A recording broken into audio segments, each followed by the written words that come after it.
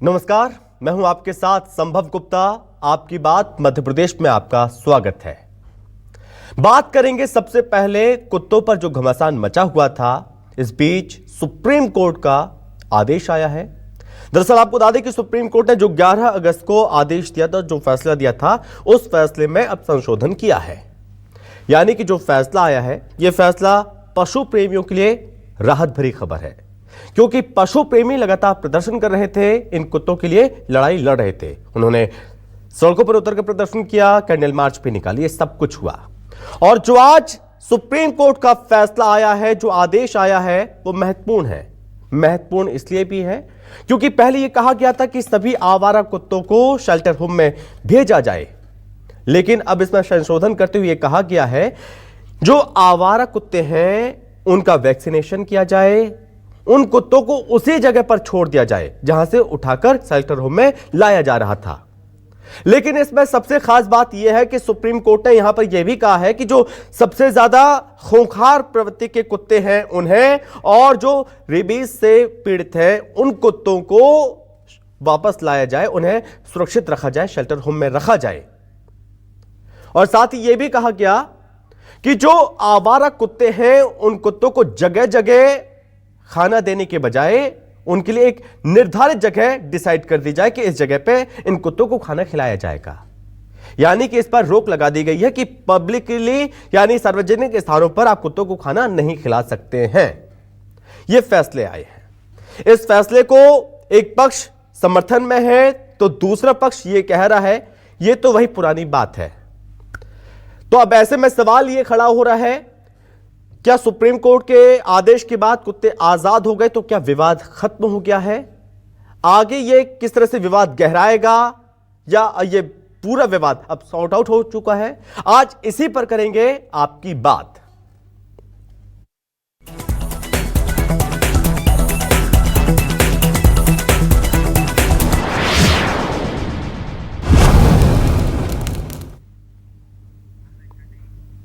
तो आइए सबसे पहले आपको सुनाते हैं सुप्रीम कोर्ट के इस आदेश के बाद लोगों की प्रतिक्रियाएं सामने आई हैं। लोगों का क्या कहना है, सुनिए आप। ये फैसला काफ़ी संतोषजनक है, लेकिन बस इम्प्लीमेंटेशन होना चाहिए। कोई भी फैसला आ जाता है, ये बहुत बड़ी जीत है वैसे पेट लवर्स की। इस जो फैसले के तहत जो भी डिसीजन लिए गए हैं उसको अच्छे से इम्प्लीमेंट करना बहुत ज़रूरी है। अच्छे हॉस्पिटल की सुविधा होना चाहिए, अच्छा टीम होना चाहिए। फैसले से 50-50 सेटिस्फाई हूँ, क्योंकि यहाँ पर जो उन्होंने डिसीजन लिया है कि नसबंदी के बाद वैक्सीनेशन किया जाए, ये एक बहुत अच्छा जजमेंट है। लेकिन दूसरी तरफ अगर ये कहा गया है कि एग्रेसिव डॉग्स को आप कैद करके रखें, तो मैं उससे बिल्कुल सेटिस्फाई नहीं हूँ, क्योंकि आप कैसे डिसाइड करेंगे कि वो एग्रेसिव है कि नहीं। कम से कम इतनी व्यवस्था तो हो गई कि कुत्तों को अगर किसी को खिलाना है तो वो एक निश्चित जगह पे खिलाएगा। जिस प्रकार हमको पर्याप्त भोजन नहीं मिलता है तो हम असंतुष्ट रहते हैं, उसी प्रकार उसको पर्याप्त भोजन नहीं मिलता है तो वो स्वाभाविक सी बात है, वो आप हो या हम हो, फिर वो भूल जाता है कि किसको काटना है किसको नहीं काटना। आक्रामक कुत्तों के लिए जो भी गाइडलाइन दी है वो सही है। उनको आक्रामक कुत्तों को ना एक शेल्टर रूम बना दिया जाए, उनका प्रॉपर इलाज किया जाए। अपन क्या कहते किसी जानवर कुत्तों को क्या कहते रोड पे नहीं देना खाना, और वो आदमी कहीं जा रहा है तो कुत्ते मिल गए तो देना तो अच्छा है ना। कहीं किसी को भोजन दे रहे हैं अपन तो वो चीज़ गलत है। अब कहाँ उनकी अब कोई पार्टिकुलर अपनी जगह कर दी है हमें देने के लिए, तो आदमी वहाँ जाएगा उसको अलग से देने के लिए, तो वो पॉसिबल नहीं है। जानवर आपके घर के बाहर बैठा हुआ और अगर आप उसे डंडे लाठी से मार के भगाएंगे तो वो आप एक दिन भगाएंगे, 2 दिन भगाएंगे, लेकिन तीसरे दिन वह आपके ऊपर पलटवार जरूर करेगा। तो ये इंसान की गलती है कि इंसान खुद जानवर को आक्रामक बनाता है। यार एक डॉग का काटना मतलब 28 डेज का उनका ट्रीटमेंट रहता है। रेबीज के इंजेक्शन लगातार 28 दिन के लिए लगते हैं, तो आप उनकी भी पीड़ा समझिए कि स्ट्रीट डॉग्स किस तरह से हार्म कर रहे हैं पब्लिक को। इंदौर शहर के हॉस्पिटल की बात करूं तो करीबन पिछले माह में 4000 डॉग बाइट के मामले हैं। कितने ही लोग रेबीज के शिकार होकर अस्पताल में मरणासन स्थिति में पड़े हुए हैं। कहीं ना कहीं जो डॉग बाइट के मामले बढ़ रहे हैं उसमें कहीं ना कहीं जो आंकड़ा है वो उसे कम करने का नगर निगम को भी प्रयास करना चाहिए। तो कोर्ट का यह फैसला है कि जो आवारा कुत्ते हैं उन्हें उनकी नसबंदी की जाए, उनका टीकाकरण किया जाए, उसके बाद उन्हें छोड़ा जाए। तो आपने सुना लोगों की प्रतिक्रिया कि कुछ लोग इसका समर्थन कर रहे हैं तो कुछ लोग कह रहे हैं कि इन्हें इन कुत्तों को शेल्टर होम में ही रखा जाना चाहिए। लेकिन इस पर अब पार्टी यानी राजनीतिक पार्टियों के नेताओं का क्या कहना है? कांग्रेस प्रवक्ता है रवि सक्सेना, उन्होंने क्या कहा, और साथ ही इसी के साथ बीजेपी प्रवक्ता मिलन भार्गव हैं, उनका क्या कहना है, आप वो भी सुनिए। जिस तरह से आवारा जो हैं श्वान इस शहर में घूम रहे हैं और जिसे कहना चाहिए कि उनके काटने की जो घटनाएं हो रही हैं, अगर उठा के देखें तो अस्पताल भरे के भरे पड़े हैं। हजारों की संख्या में ये इस तरह की घटनाएं हो रही हैं और सरकार जो है वो कुंभकर्णी नींद में सो रही है। पर इस जो समस्या है इसका निदान ऐसे ही हो सकता है कि इनकी संख्या कम से कम की जाए और लोगों को इनके काटने से बचाया जाए। सामाजिक चिंतन और व्यवस्था का विषय है। उस व्यवस्था में एक पार्ट सरकार भी है तो एक समाज भी है, लेकिन जो इस पर राजनीति कर रहे हैं दुर्भाग्यपूर्ण है, क्योंकि उनको समझ नहीं है किस विषय पर राजनीति करना। लेकिन अब चूंकि राजनीति करनी है तो कांग्रेस की तो अदावत बन गई है हर विषय पर राजनीति करना। देखिए सुप्रीम कोर्ट ने बोला है, उसका अक्षरशः पालन हमारी सरकारें करेंगे। चलिए इसी के साथ यहां पर आज महत्वपूर्ण सवाल भी है। सवाल क्या आपको बताते हैं, आवारा कुत्तों को लेकर सुप्रीम कोर्ट का बड़ा फैसला, अब कुत्ते और इंसान दोनों का होगा भला। नसबंदी, टीकाकरण, शेल्टर होम से निदान, क्या निगम प्रशासन माकूल कर पाएगा इंतजाम? डॉग लवर्स ने फैसले का किया वेलकम, कुत्तों के आतंक के शिकार लोगों का क्या है मन? सवाल यह भी है, आवारा कुत्तों से अब नहीं कोई डर, सुप्रीम कोर्ट के फैसले का कितना होगा असर?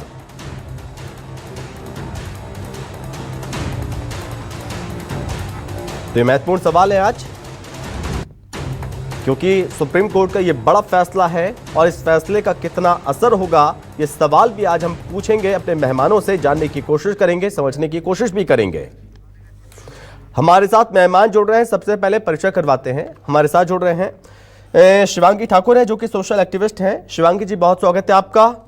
डॉग मामलों की शिकायत करता है उमाशंकर तिवारी जी। उमाशंकर जी, बहुत स्वागत है आपका भी। और साथ ही वरिष्ठ पत्रकार हैं रंजन श्रीवास्तव हैं। रंजन जी, आपका भी बहुत बहुत स्वागत है। शिवांगी जी, आप मुझे सुन पा रही हैं अभी? जी, मैं सुन पा रही हूं आपको। शिवांगी जी, सबसे पहले मैं आपके पास ही आ रहा हूं। जो सुप्रीम कोर्ट का आज आदेश, जो अपने फैसले में संशोधन किया है, ये बहुत बड़ी जीत डॉग लवर्स के लिए मानी जा रही है। इस फैसले को, इस पक्ष को आप कैसे देख रही हैं मैम? जी, हम काफ़ी खुश हैं इस फैसले से। सुप्रीम कोर्ट को बहुत बहुत धन्यवाद देंगे कि उनने एक तरफा पक्ष नहीं लिया। इन कुत्तों को जीने का अधिकार है, इनको बाहर रहने का अधिकार है, तो उनने उस पे जो फैसला लिया है वो बहुत सही लिया है। और कुछ और भी उनने ऐसे रूल्स बनाए हैं 7-8, वो भी ह्यूमन सेफ्टी के हिसाब से देखा जाए तो गलत नहीं है, पर इनमें थोड़ा सा अभी भी चेंज की जरूरत है। जैसे कि क्या क्या?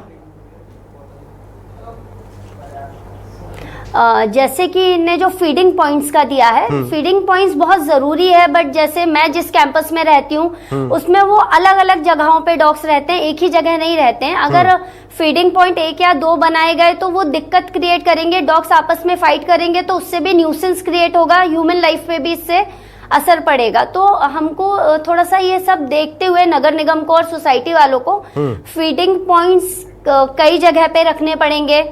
और जो जैसे एक आया है कि आक्रामक डॉग्स को शेल्टर में रखा जाएगा परमानेंट, तो इसके लिए भी एक टीम रखनी चाहिए कि कौन इसको तय करेगा, क्योंकि जिनको डॉग्स नहीं पसंद है या जो डरते हैं उनके लिए तो हर डॉग आक्रामक है। तो इसके लिए एक वेटनेरियन टीम होनी चाहिए। जब वो 7-8 दिन के लिए ऑब्जर्वेशन के लिए जाए, अगर वो एग्रेसिव नहीं पाया जाता है तो उसको सर्टिफिकेट मिलने के बाद उसको उसी जगह पे रिहेबिटेट किया जाना चाहिए। चलिए, और रही बात जो रैबिट डॉग की है कि रेबिस सस्पेक्टेड होगा तो वो वही रहेगा, तो रेबिस सस्पेक्टेड डॉग वैसे भी नहीं बचता है, वो 9 to 10 डेज में एक्सपायर हो जाता है। ठीक है, ये डॉक्टर लिखित में देगा, डॉक्टर ही बताएगा ये रेबिस इंजेक्टेड है या नहीं है, या फिर इससे कोई खतरा तो नहीं है या बहुत ज्यादा खुखार है, डॉक्टर लिखेगा तो पता चलेगा। उसके बाद ही फैसला लिया जाए कि इस डॉग को शेल्टर होम में रखा जाए या नहीं। उमाशंकर जी, मैं आपके पास आ रहा हूं, इस पक्ष को आप कैसे देख रहे हैं सर? देखिए, जो फैसला आया है माननीय उच्चतम न्यायालय ने दिया है, उससे पहले भी बहुत बार उच्चतम न्यायालय के ऐसे निर्देश आ चुके हैं। 2021 में भी आया था। और डॉग लवर जो हैं वो अपने घर पे खाना खिलाएं, या केरल हाईकोर्ट का भी फैसला आया है। ऐसे बहुत सारे फैसले आते हैं और उनका पालन कौन कराएगा? पालन कराने वाले तो जो जिम्मेदार अधिकारी हैं उन्हीं को कराना है, लेकिन उनका पालन कहीं धरती पे दिखता नहीं है, समाज में दिखता नहीं है। इस वजह से इंसान की सुरक्षा माननीय उच्चतम न्यायालय ने भी सर्वोपरि कहा है। मैं एक बात बता देना चाहता हूं आपको कि जब इंसान की सुरक्षा होगी तभी हम लोग कुछ कर पाएंगे। जानवर भी तभी सुरक्षित रहेगा जब इंसान सुरक्षित रहेगा। अगर इंसान ही नहीं है तो कहीं कोई सुरक्षा नहीं है। नगर निगम में 2 करोड़ से अधिक नसबंदी में खर्चा हो जाता है लगभग हर साल, और उसके बाद भी अगर कुत्तों की संख्या बढ़ रही है तो फिर कहीं ना कहीं समाज के लिए घातक है। और जब बच्चों के ऊपर हमला होता है या बुजुर्गों के ऊपर हमला होता है तो हम सबको चिंता करना चाहिए। और अभी हमने देखा था, अभी हाल की घटना, एक बच्ची गायब हो गई थी ट्रेन से, उसके लिए पूरा प्रशासन लग गया। कुछ दिनों पहले इंदौर का जो कांड हुआ था सोनम रघुवंशी वाला, उसके लिए पूरा प्रशासन और पूरा देश लग गया था, और सोशल मीडिया में जो था। तो इंसान सबसे पहले है, तो इंसानों की सुरक्षा के लिए माननीय उच्चतम न्यायालय ने जो निर्देश दिए उसका पालन कराने के लिए नगर निगम या जिला प्रशासन को जिम्मेदारी दी है। आपको यह बता देना चाहता हूं, जुलाई 2024 में एक आदेश हुआ था कि प्रदेश के 7 वरिष्ठ आईएएस, जिसमें अपर मुख्य सचिव लेवल के अधिकारी थे, वो कुत्तों के लिए निगरानी करेंगे। बताइए इस भोपाल में पिछले 1 साल में कहां पे कुत्तों की निगरानी हुई, कुत्तों के हमले कहां रुके, कुत्तों को क्या व्यवस्था दी गई, उनके लिए जीवन के लिए क्या देखा गया, उनको शेल्टर होम में कहां रखा गया। ये सारी चीजें केवल कागजी हो रही हैं साहब। जब तक हमारे अधिकारी इस पे सुरक्षा के लिए ध्यान नहीं देंगे, क्योंकि इस पृथ्वी पे जितने भी जीव हैं सबकी होना जरूरी है। इकोसिस्टम जब बना रहेगा उसके लिए सांप भी जरूरी है हमारे लिए, मेंढक भी जरूरी है, चूहा भी जरूरी है, कुत्ता भी जरूरी है, शेर भी जरूरी है। अगर शेर रहेंगे तो जंगल सुरक्षित रहेंगे, लेकिन हमारे अधिकारी ध्यान कहां देंगे? अब जो आवारा कुत्ते हैं, करीब 2 करोड़ इनकी आबादी और 3 करोड़ से अधिक जो पालतू कुत्ते हैं, तो ये 5 करोड़ की आबादी है। और आप 5 करोड़ की आबादी पूरे देश की है। और अगर हम भोपाल की बात करें तो कम से कम अभी तक का जो खर्चा निकालेंगे, आप आंकड़ों को सुन के हैरत में रह जाएंगे। कुत्ते लगातार बढ़ रहे हैं, कुत्तों की नसबंदी में जो पैसा आ रहा है वो जा कहां रहा है? कुत्तों को खान पान के लिए जो चीजें हो रही है वो जा कहां रही हैं? और आपको एक चीज और बता देना चाहता हूं कि आज से 50 साल पहले एक पिक्चर आई थी, उसमें धर्मेंद्र हेमा मालिनी से बोलता है, बसंती इन कुत्तों के सामने नहीं नाचना। तो कहीं ना कहीं खतरा और खराब चीज उसके लगी। तो अगर उस समय ये कुत्ता प्रेमी हमारे होते तो शायद उस फिल्म पे बैन लग जाता या उसको गलत उसमें ले जाते। मैं कुत्तों का विरोधी नहीं हूं, मैं इंसान की भी सुरक्षा चाहता हूं, जानवर की भी सुरक्षा चाहता हूं। उमाशंकर जी, जो इंसानी जान है वो भी बहुत कीमती है। और ऐसे में जो सुप्रीम कोर्ट ने ये फैसला दिया, आदेश दिया है कि इनकी नसबंदी कराई जाए, जो इस तरह के प्रोग्राम जो पहले चल रहे थे, पहले की बात फिर से दोहराई गई है, उसमें कहीं ना कहीं कमी नजर आती है नगर पालिका, नगर निगम में। क्योंकि बजट खर्च हो जाता है कि जैसे आपने एग्जांपल अभी भोपाल का दिया, ग्वालियर के भी मैं एग्जांपल दे दूं कि 90 लाख रुपए खर्च किया क्या, जबकि नसबंदी के लिए खर्च किया गया पैसा, लेकिन उसमें 35% और वृद्धि हो गई है कुत्तों की। ऐसे में सवाल खड़ा होता है कि ये पैसा गए तो गए कहां? उमाशंकर जी, देखिए, कुत्ते की नसबंदी के लिए जो आंकड़े दिए गए हैं और जो नसबंदी पे खर्चा हुआ है, ये कहां गया, ये आप लोगों से कोई और हमसे कहीं छुपा नहीं है। ये सब कागजों में नसबंदी हो गई। अगर कुत्तों को लाते हैं, कौन देखता है उसके लिए? अगर कुत्ता प्रेमी जितने भी हमारे पशु प्रेमी, उनके सामने कराई जाए, बाकायदा उनसे लिखित में साइन करा के ले जाया जाए, तब उन कुत्तों की भी सुरक्षा होगी। और कहीं ना कहीं वो जब बच्चों पे हमला करते हैं, साहब हमारा पहला दायित्व है कि हम इंसान होने के साथ कुत्तों के लिए अगर बात कर रहे हैं, पशु प्रेमी हैं हम, तो हम बच्चों की भी सुरक्षा चाहेंगे, बुजुर्गों को भी जाएंगे। और आपको ये बता दूं, अभी कुछ मैंने सुना था आपके डिबेट पे कि कुत्तों को मारते हैं तब वो हिंसक होते हैं। ऐसा नहीं है। आप रात में गाड़ी लेके निकल जाइए, आप कितने भी सज्जन इंसान है, दुनिया के सबसे भले इंसान है, आप देखिए कुत्तों के हमले कैसे होते हैं। तो और बच्चे अकेले जा रहे हैं तो कुत्तों के हमले कितने छोटे छोटे क्लिपिंग हम देख रहे हैं। तो या बुजुर्गों पे, महिलाओं पे, तो कुत्ते हिंसक क्यों हो रहे हैं, ये भी हमें देखना पड़ेगा। अगर उनको भूखे हैं और हिंसा हो रही है तो उनके लिए भी सोचा जाए। मैं ये नहीं कह रहा कि कुत्तों को मार दिया जाए, हम सभी जीव जंतुओं की रक्षा की बात करते हैं, लेकिन इंसान पहले। ठीक है रंजन जी, आवारा कुत्ते आजाद, क्या ये विवाद खत्म होता हुआ नजर आएगा? नहीं, देखिए, विवाद इसलिए है कि जैसे उमाशंकर जी से मैं थोड़ा सहमत हूं। हाँ।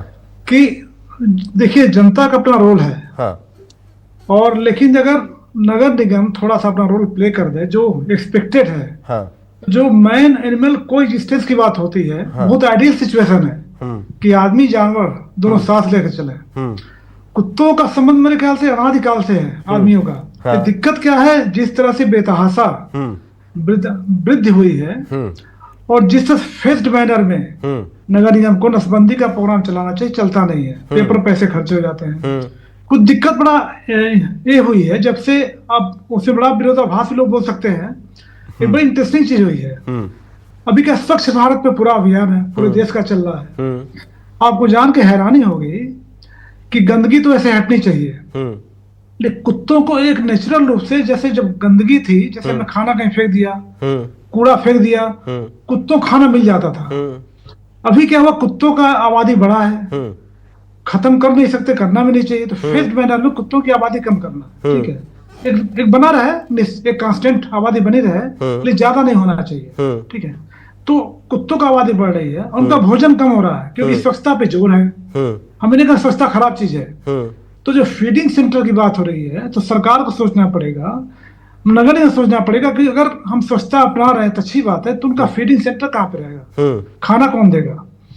दूसरी बात ये हुई है कि जो कुत्तों का बिहेवियर है उसमें अगर आप देखेंगे पैक में उनका बिहेवियर बदल जाता है। अगर कोई कुत्ता अकेले खड़ा है तो उसका बिहेवियर डिफरेंट रहेगा, पैक में उसका बिहेवियर डिफरेंट हो जाता है। और अगर छोटा बच्चा आ गया तो फिर वो अटैक करते हैं, बड़े पे नहीं करेंगे, छोटे पे कर देंगे। तो बिल्कुल इन सब चीजों, फिर थर्ड रेबीज का है। देखिए, माना सत्य है मेडिकल साइंस में आज भी ऐसी कोई दवा नहीं है कि किसी को रेबीज हो जाए उसको बचाया जा सके।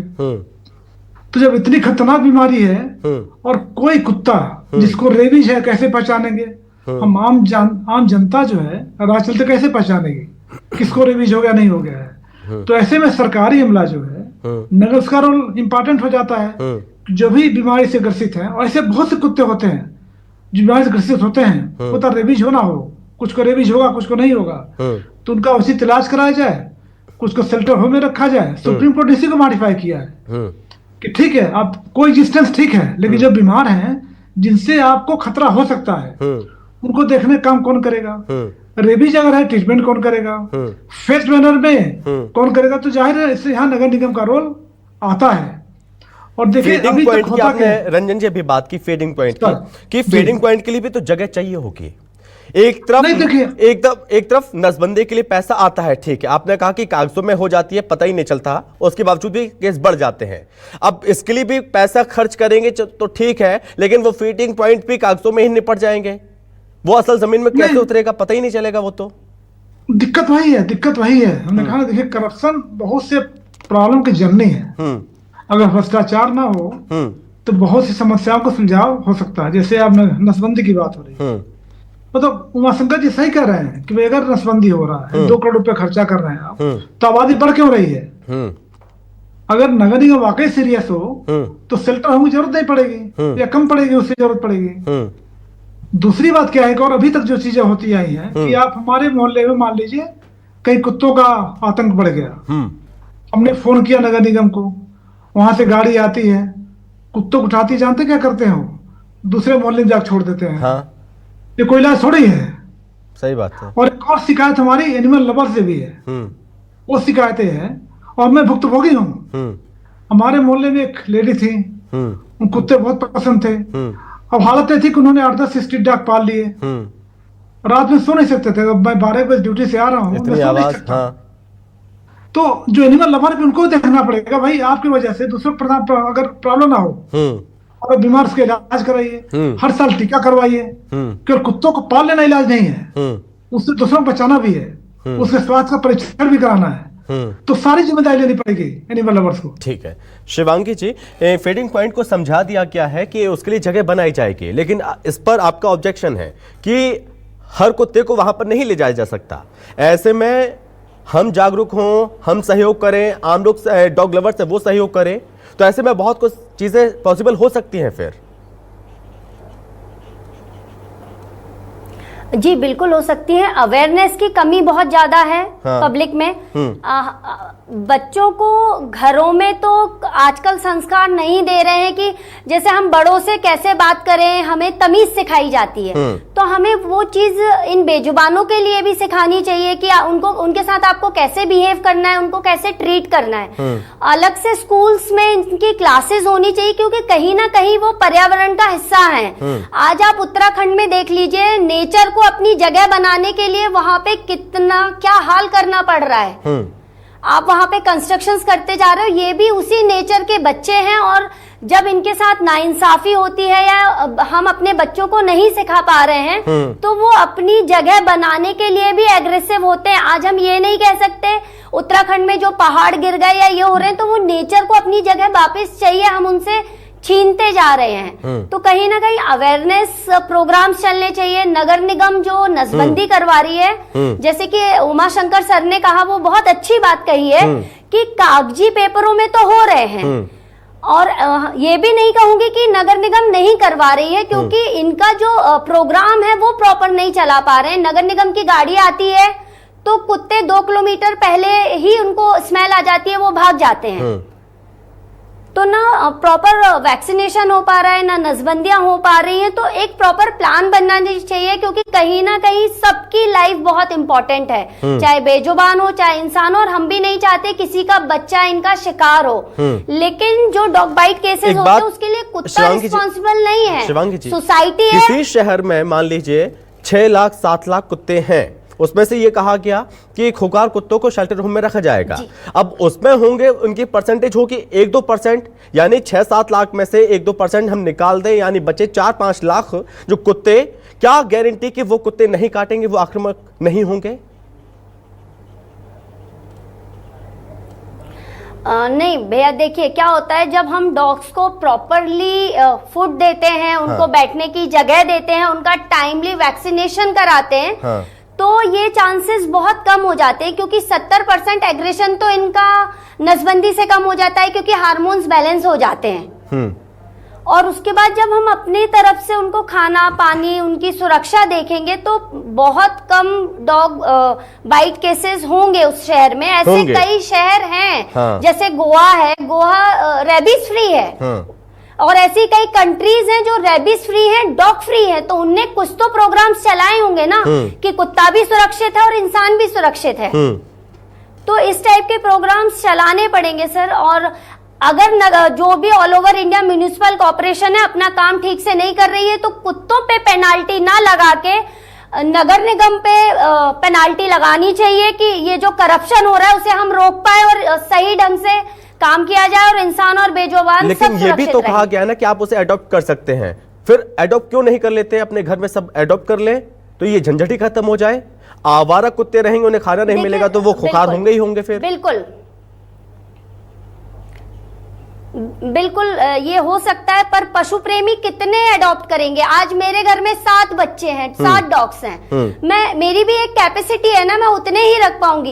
ये आम जनता को सोचना पड़ेगा। हम नहीं कह रहे कि उनको घर दो आप, पर आप उनको आंगन दे सकते हो अपना। अगर हर इंसान एक डॉग अडॉप्ट कर ले, तो 20 लोगों पे एक कुत्ता रखने का जो सुप्रीम कोर्ट का पहले रूल था कि 20 फैमिलीज के बीच में एक कुत्ता रह सकता है। 20 फैमिलीज नहीं, 20 इंसानों के बीच एक कुत्ते की वो दी गई है। तो बहुत इजी हो जाएगा सब कुछ, उसको ट्रीटमेंट मिलेगा समय पे। वो कई बार डॉग्स बीमार होते हैं, और हर कुत्ते कभी भी बिना मतलब अटैक नहीं करते। गाड़ियों के पीछे भी वो तब दौड़ते हैं, क्योंकि आप तो अभी गाड़ी से निकले हो, पर आपके पीछे आपसे पहले निकलने वाली गाड़ी ने उसके साथ क्या किया है वो हमें नहीं पता है। तो कहीं ना कहीं उनके साथ ऐसी घटनाएं घटती हैं कि वो एग्रेसिव होते हैं। उमाशंकर जी, कहीं ना कहीं लगता है कि डरने लगते हैं, गाड़ी की ओवर स्पीडिंग से डरते हैं। उमाशंकर जी, लगता है कि कहीं ना कहीं पर्याप्त धन नहीं है, और जो बुनियादी ढांचे उसकी कमी से ये प्रोग्राम सक्सेस नहीं हो पाते, यही वजह के केसेस बढ़ते हैं फिर। देखिए, माननीय उच्चतम न्यायालय ने निर्देश दिए तो उसके पालन के लिए अधिकारी अभी देखिए बजट बनाएंगे, और उसके बजट बनाने के बाद वो कुत्तों की कितनी सुरक्षा करते हैं और कुत्तों से इंसान की कितनी सुरक्षा हो पाती है, ये आने वाला समय बताएगा। लेकिन मैं तो ये समझता हूँ, अगर बात कही जाए कि इंसान से ज्यादा खतरनाक कोई नहीं है, क्योंकि गाय को जो हम माता मानते हैं, उन गाय के लिए गौशालाएं बनाई गई हैं। उसमें देखिए गाय सड़ती रहती हैं और मर जाती हैं, तड़प तड़प के मरती हैं। तो हमारे प्रदेश हो या पूरा देश में, जहां तक अगर ईमानदार लोग आगे नहीं आएंगे, अधिकारियों में इच्छा शक्ति नहीं आएगी, जिम्मेदार जनप्रतिनिधि हैं जो उनको नहीं देखेंगे, जब तक उसकी मॉनिटरिंग नहीं होगी, और हमारे पशु प्रेमी है उनको भी देखना चाहिए कि जहां अब जैसे बोला है कि एक जगह खाना खिलाएंगे, ये असंभव है। ये ऐसा हो ही नहीं सकता। एक कॉलोनी में अगर अलग अलग जगह कुत्ते हैं तो उन्हें रोज लेके कौन आएगा? कुत्ते इतने वो ज्ञानी थोड़ी है, उन्हें पढ़ा के थोड़ी भेजा है कि बिल्कुल पीएचडी करा दिए कि आ जाओ भैया वहां पे उस मोहल्ले में उस जगह पे तुम्हें खाना मिलेगा। तो वो एक जानवर है, और जानवर को अगर इस प्रकार से जो निर्देश आए, मैं समझता हूं उन निर्देशों का कहीं ना कहीं पालन उतना नहीं हो पाएगा। और इंसान की सुरक्षा को मैं पहले भी बोल रहा हूं प्राथमिकता है, और जानवर की सुरक्षा भी जरूरी है। और जानवर की सुरक्षा के साथ हमें जो अधिकारी हैं इनको अपनी जिम्मेदारी लेना पड़ेगी। अभी जो हाल के फैसले से पूरी तरीके से फैसला सही है, लेकिन 21 जुलाई को एक फैसला और दिया था माननीय उच्चतम न्यायालय ने। उसमें कहा था जितने भी कुत्ते प्रेमी है जो अपने घर में रख के उन्हें खाना खिलाएं, और उसपे ये भी मुआवजा भी ले सकता है। अगर कोई कुत्ता काटता है तो आवारा कुत्तों को पालने वाले, खाना खिलाने वाले से भी मुआवजा लिया जा सकता है। और ये शिवांगी जी वही तो कह रही है, कैपेसिटी जितनी होगी उतनी तो हम कर पाएंगे, उससे ज्यादा थोड़ी हो पाएगा। नहीं, मैं उनसे सहमत हूं। नहीं, मैं मान रहा हूं, लेकिन अब देखिए क्या है, जब अगर प्रॉपर नसबंदी होगी तो उतनी संख्या नहीं बढ़ेगी। फिर हम जानवर के साथ, अगर इंसान है तो हम इंसान होने का परिचय दें। हम भी अगर उसके साथ जानवर बन जाते हैं, कई बार जानबूझ के भी कई लोग बहुत उनको सताते हैं, तब भी वो होते हैं। ये मैं मानता हूं कि गलती एक की नहीं है, वो तो जानवर है ही है। तो लोग कहते हैं ना, कई बार इंसान भी बड़ी गलत चीजें करने लगता है तो उसको बोलते हैं अरे यार बड़े कुत्ते हो गए तुम, क्या इंसान जानवर जैसे लगे हो। तो हमें इंसान होने का परिचय देना पड़ेगा, और सबसे ज्यादा परिचय देना पड़ेगा जिम्मेदार विभागों को। आप देखिए अभी योजना बन जाएंगी, कल सारे अखबारों में आएगा, लेकिन योजनाओं पर अमल कितना होगा जी आने वाले वक्त में आप फिर देखिए, फिर बच्चों पे हमले होंगे, फिर बुजुर्ग मारे जाएंगे, फिर किसी न किसी जगह हमले होते रहेंगे। रंजन जी, अब ऐसे में सवाल ये होता है खड़ा कि जो बच्चे जख्मी हो रहे हैं इन कुत्तों से, और जो डेथ हो रही है इन कुत्तों के काटने की वजह से, उनकी जिम्मेदारी कौन लेगा फिर? नहीं, बड़ा अच्छा सवाल आपका है। देखिए आज एक न्यूज छपी है, काजी का है, उसमें है कि किसी कुत्ते ने, पालतू या नहीं रहा होगा, तो उसने किसी व्यक्ति को चाट लिया जहां घाव लगा हुआ था। हाँ। तो घाव पे चाटने से उसको रेबीज हो गया, आदमी मर गया। यूपी की है खबर जी। हाँ, तो सबसे बड़ा खतरा कुत्तों का वो रेबीज से है, नंबर 1। देखिए कुत्तों को शेल्टर होम में रखा जाए, ये भी क्रूएल्टी होगी उनके साथ, क्योंकि वो तो बेचारा कुछ बता नहीं पा रहे ना। बिल्कुल। और आदमी और कुत्तों का डाका बहुत पुराना संबंध है, कभी कोई दिक्कत रही नहीं है। दिक्कत कहाँ पे आ रही है? संख्या बढ़ने से।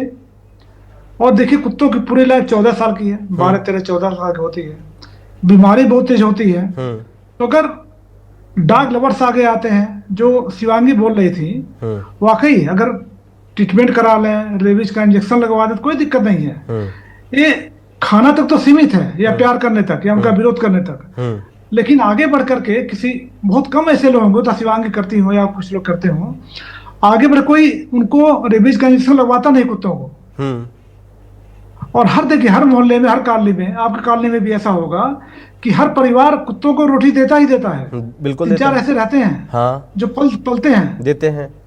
दिक्कत के वाले है कि जो कुत्तों की संख्या बढ़ रही है उनमें बीमारियां हैं, क्योंकि वो तो एक्सप्रेस नहीं कर पा रहे हैं ना अपने आप को, तो आदमी भाषा बोल नहीं रहे हैं, तो तकलीफ है भी तो बोल नहीं पा रहे हैं, और हर आदमी एक्सपर्ट नहीं है। और बिल्कुल सही बात है हमको ही समझना होगा, क्योंकि वो तो बेजुबान है, वो तो नहीं बोल सकते, हमको ही समझना होगा। तो एक्सपर्ट जो हैं, जो वेटरनरी डॉक्टर हैं, उनको समझना पड़ेगा। और देखिए अवेयरनेस अच्छी बात है, लेकिन अवेयरनेस अगर हो भी, और अगर कोई डॉग रेबीज वाला है वो तो काटेगा, वो हम अगर पास जाएंगे तो उनको किनारे करना ही पड़ेगा। बिल्कुल। चलिए, बहुत धन्यवाद रंजन जी आपका हमसे बातचीत करने के लिए। उमाशंकर जी बहुत धन्यवाद आपका, और शिवांगी जी बहुत धन्यवाद इस चर्चा में भाग लेने के लिए। इसी के साथ इस चर्चा में बस इतना ही। नमस्कार।